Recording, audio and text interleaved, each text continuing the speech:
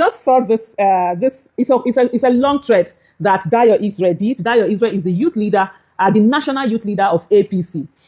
So this is the thing. I'm not going to go through all the long threads that he did, but a particular one amongst the thread, a particular tweet caught my attention. That's the part I'm going to, really focus on. Because if there's any way of politely saying that the 30-something, 33 or 34, how many governors that APC has, the polite way of saying that they are useless to any election is the way that Dayo has put it. Well, he didn't put it in saying directly that they are useless, but the question he said was asked something like, who do they inspire? I've been saying this thing I've been saying it a lot, but of course it's Aisha Isufu that says it. She's a Peter Obi supporter.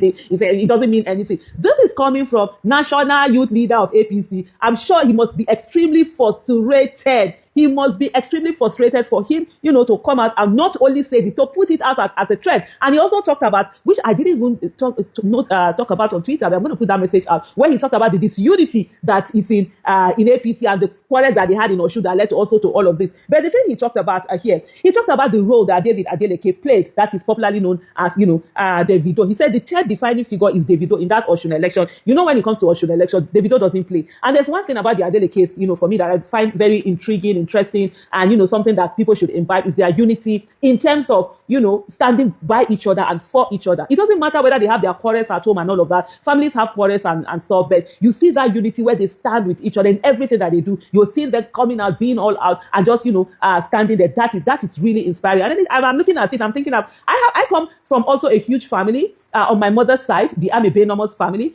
When my grandfather died, he left over 40 children that were still alive, right? And today, I meet people that it's in the conversation that we are cousins. I'm talking about first cousins that, you don't know them, they don't know you. There was one time me and someone was quarreling on she was quarreling with me, rather, she's a supporter of Buhari. That was 2016, coming after me, insulting me, abusing me, telling me how my family, I'm a disgrace to my family. And I saw her name was Ami Benom, and I said to her, if you are so her little Ami Benom's granddaughter, I'm your family, so I'm the disgrace to all of you. And she reached out, she was like, and all of that. So when you see families that are able to work together, I really respect that. So that's something. He said Davido did not treat his role as symbolic.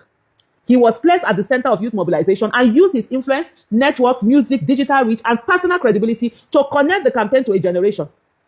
He brought artists, influencers, and young voices into the process. Alongside emerging political and professional actors such as Pelumi Olajengbesi, he helped give the campaign a youthful, energetic, and culturally resonant face.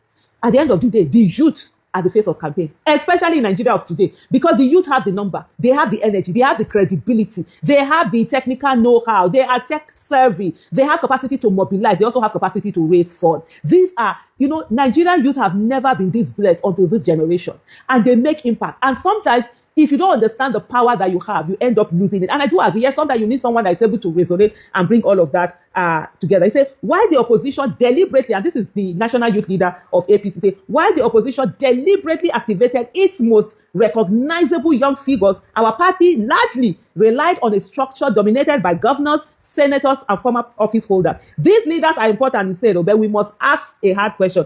How many young Nigerians do they genuinely inspire, mobilize, or emotionally connect to? That's the part I was telling you. I said, on this election, these people are useless.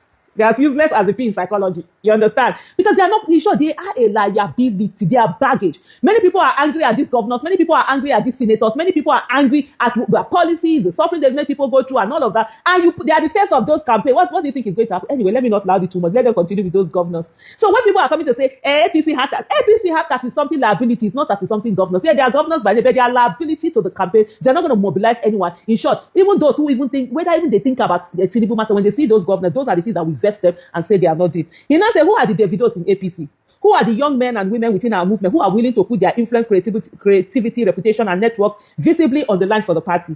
And when we find them, do we empower them or only remember them at election time? Now they're asking the questions, you understand? Say they were mocking the campaign that youth have been leading, have been giving voices, faces. All these questions that he asks, if you come to Mr. Peter of this campaign, you will see a lot of youth that have been given that visibility. They're mobilized, they've been out there just because they have what they have to give to the nation is recognized. Unlike this party where it's about, who is governor, who is not governor, who are you? They only bring them to do e-toggery on election. They are all over social media doing e-toggery up and down. He said, I raise these questions from experience, not hindsight. During the 2022 Osun governorship election, I traveled across communities and engaged stakeholders across divides. I met Alhaji Moshood Adeoti in Iwo, as well as other former party leaders who broke away and worked through reconciliation efforts that were not optional but essential. So there are people who broke away. So the question is this: if Tinubu cannot take care of his party, people are breaking. How is he going to take care of the election? Of course, we have seen that he cannot even take care of Nigeria or anything. It is when Labour Party are having this Labour Party, APC, DC, NDC, whatever. Peter Obi cannot. The one that I tell you, what of Tinubu that is there, has he?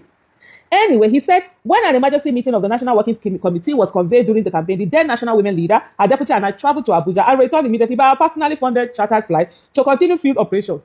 We spent weeks engaging stakeholders and mobilizing communities. On election day, I was in the situation room at the government. What about that guy? He didn't that he promised Tinubu 3.5 million votes. They say I should not stop talking about him. Okay, but you know the guy sharp. We received real-time reports from agents across polling units. By midday, it was clear from our field intelligence that the contest was slipping away, driven by a combination of inducement reports, local tension, and structural weaknesses in our mobilization. We did not lose 2022 because there was no effort. We lost because division, weak reconciliation, and fragmented mobilization overwhelmed, that effort. So is he talking about 2022 now or this one of 2026? Okay, yeah. We did not lose 2020, but there was no effort. Okay, say that there was no effort. We lost because division, weak reconciliation, and fragmented mobilization overwhelmed that effort. 4 years later, some of those lessons remain unlearned. I understand that some individuals are reportedly, these people focus on rigging. Rigging is what APC know how to do. If you stop their rigging, nothing. And that is what every one of us must ensure that we're doing, stopping every one of those rigging as it is done.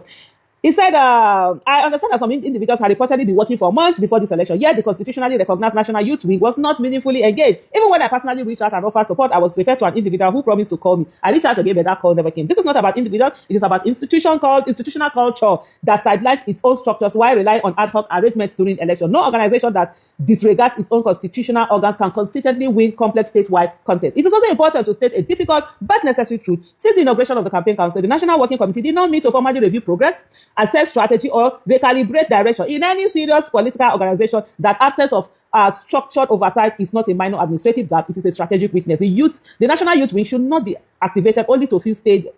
Oh, no. If it was an issue for anyone saying this, we say, after all, this is someone bringing it as it is. The National Youth Wing should not be activated only to fill stadiums or sidelines for support groups. A women's wing should not be reduced to decoration at rallies. These are political structures with constituencies that must be organized, engaged, and deployed as part of a deliberate strategy. Our rallies must also evolve. In earlier circles, the National Women Leader and National Youth Leader had defined roles in energizing crowds and speaking directly to their constituencies at our rallies. Today, many rallies have become sequences of speeches by political elites with little structured engagement of the constituencies that actually determine turnout and enthusiasm. This is someone frustrated, pouring out his this thing. If of course APC does not even have competence, character, capacity, and APC are not on the same page, I would have said if APC was a serious party, this is someone they will really sit down with, because this is a cry from the heart. It's really talking about the things that are not working there. But anyway, for me and you is the fact that these are people who are not doing the things that they're supposed to do. So when you see them, APC don't get anything. They only rely on rigging. And if you stop that rigging, you will stop the nonsense. Thank you so much for watching.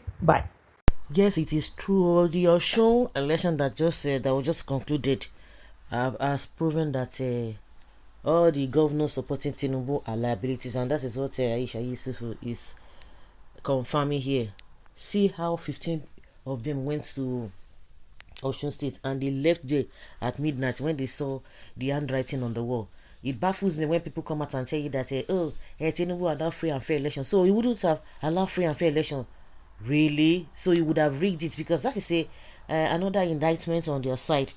At the end of the day, they brought commissioners and the governors and every one of them to come and intimidate. But unfortunately, well, irrespective of what that the case doing, because that one, all of them cannot be trusted. But it is a lesson that if the people stand, if they stand together, they will be able to achieve something. Well, the most strongest woman I ever see, respect, great woman of our time, that's Aisha Yusufu. All the governors supporting them indirectly. Liabilities, he no go better for APC. That's what somebody is saying here. APC have Mr. Sheyilo now. Which Sheyilo? All of them, they don't know what they are doing. All of them they just want to get what they want to get.